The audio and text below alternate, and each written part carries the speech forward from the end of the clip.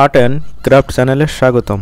বন্ধুরা, আজকে আমরা একটি দুইতলা ঘরের ড্রয়িং করব। আর এই জন্য আমরা প্রথমে সুন্দর করে একটি ঘর এঁকে নিচ্ছি। এই ঘরটি হবে টিনের ঘর। আমরা প্রথম ঘরটির উপরের অংশ এঁকে নিচের ঘরটি এই ড্রয়িং শুরু করলাম। আমরা এইভাবে নিচের ঘরটিকে এঁকে নিব। ঠিক আমরা একটি ঘর যেভাবে আঁকি সেই ঘরটিকে একটু বড় করে আমরা নিচের ঘরটি এঁকে নিব। আমরা এই ঘরের ওঠার জন্য একটি সিঁড়িও এঁকে নেব। এখন আমরা সিঁড়ির ড্রয়িংটি শুরু করলাম।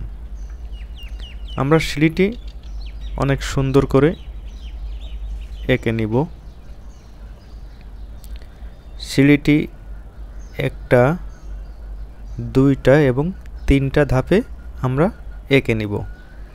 ঠিক এইভাবে আমরা এখন সিঁড়িটি শেষ করে ঘরের বারান্দার খুঁটি এঁকে নিচ্ছি। আমরা একে একে বারান্দাটি ড্রয়িং করে নেব ঠিক এইভাবে।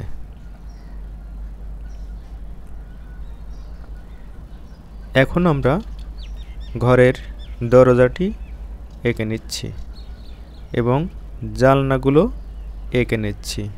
এইভাবে আমরা বারান্দায় দুইটি জানলা ড্রয়িং করেছি।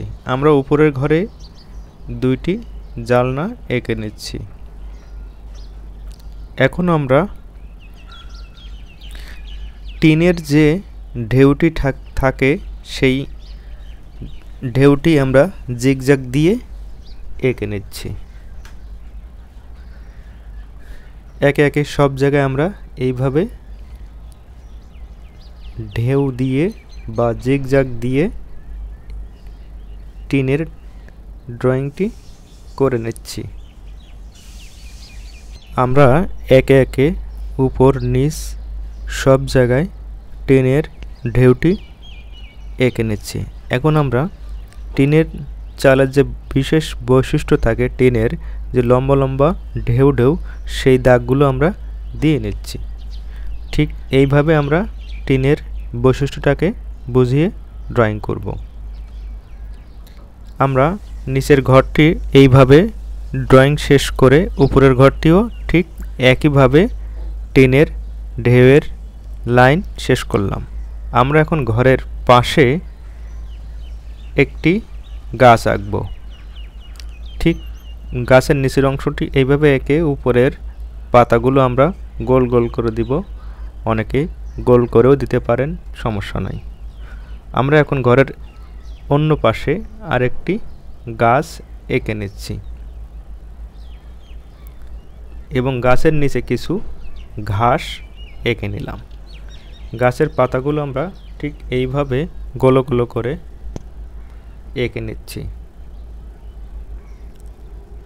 আমরা এখন একটি স্কেলের সাহায্যে দূরের গ্রামের দিগন্তরেখাটিকে সুন্দর করে এবং সোজা করে দাগ দিয়ে নিলাম। আমরা এখন দূরের গ্রাম ড্রয়িং শেষ করলাম। ঘরের সামনে কিছু ফুল গাছ অথবা বিভিন্ন ধরনের যে ঘরের সামনে গাছ থাকে সেই গাছগুলোকে আমরা ঠিক এইভাবে এঁকে নিচ্ছি। তাহলে ঘরের সামনের পরিবেশটা আরও অনেক সুন্দর দেখা যাবে। আমরা একপাশে দুইটি ফুলও এঁকে নিলাম। আমরা এখন ঘরের সিঁড়িতে কিছু জায়গায় আমরা একটু ডবল লাইন দিয়ে কালার করে নেব। আমরা জানলায় যে কাঠ থাকে সেটিকে এঁকে নিলাম। আমরা দরজাটিকে একটু ডার্ক করে দিলাম যেন খুব সহজেই দরজাটি বোঝা যায়। আমরা ঘরের বারান্দায় একটি ছোট্ট জানলা এঁকে নিলাম। এবং বাইরের যে জানলাগুলো আছে সেই জানলাগুলোকে আমরা এইভাবে জানলার কাঠটি বা রডটি ড্রয়িং করে নিলাম। আমরা এখন ঘরের যে ভিত বা বেসমেন্ট আছে সেটিকে একটু কালো করে দিলাম যেন ঘরটি খুব সহজেই বোঝা যায়।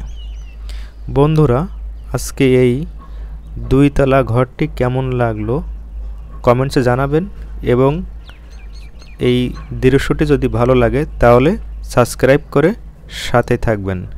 ধন্যবাদ।